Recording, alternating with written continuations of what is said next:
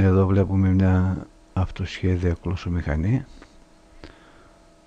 Ένας παλιός καταψύκτης αγορασμένος από τον Παλιατζή με 10 ευρώ και μερικά οργανάκια.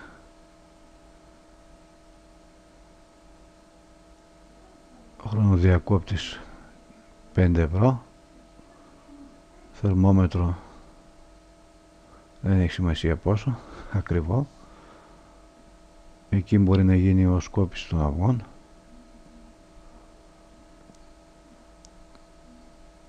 Ο θερμοστάτης εδώ με ρύθμιση ευαισθησίας και διάφορα.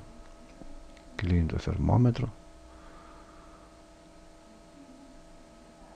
Ξανά ανοίγουμε το θερμόμετρο. Ελέγχουμε όποτε θέλουμε τη θερμοκρασία. Και εδώ ο χρονοδιακόπτης, ο οποίος δίνει εντολή κάθε 4 ώρες να γυρίζουν τα αυγά. Εδώ είναι τα καλώδια που πάνε στους αισθητήρες, θερμοστάτη, θερμόμετρο και εδώ βλέπουμε το μοτέρ, το οποίο γυρίζει τα αυγά.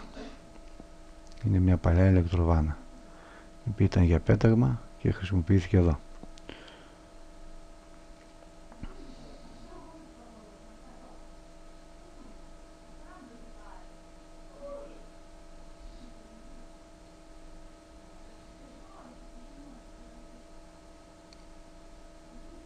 Και ανοίγοντας την πόρτα βλέπουμε τις θήκες με τα αυγά, τις λάμπες που ζεσταίνουν το χώρο, ο νεμιστήρας για την κυκλοφορία του αέρα.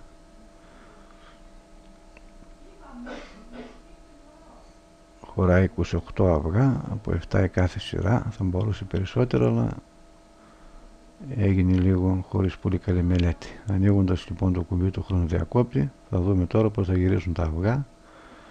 Έχω κάνει σε γρήγορη κίνηση το βίντεο για να φανεί καλύτερα, γιατί αργεί αρκετά, θέλει τουλάχιστον 2 λεπτά να τα γυρίσει, είναι πολύ αργό το μοτέρ.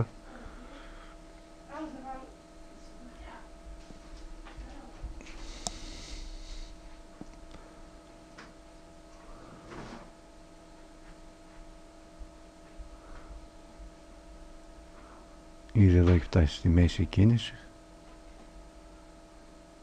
και σχεδόν πέρασε από την άλλη πλευρά. Κάθε 4 ώρες λοιπόν τα αυγά γυρίζουν 6 φορές την ημέρα.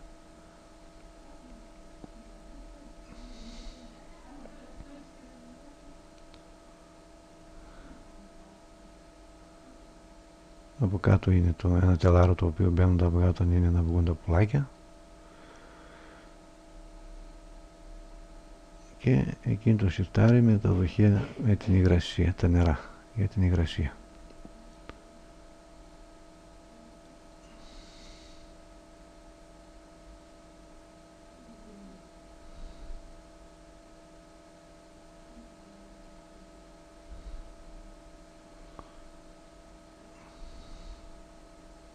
Έκλεισε η πόρτα, η θερμοκρασία έχει πέσει τόση ώρα που είχαμε ανοιχτή την πόρτα, θα επανέλθει σύντομα με 2 λάμπες 25, ανεβάζει τη θερμοκρασία εκεί που θέλουμε, αργά, χωρίς να καίει πολύ το χώρο.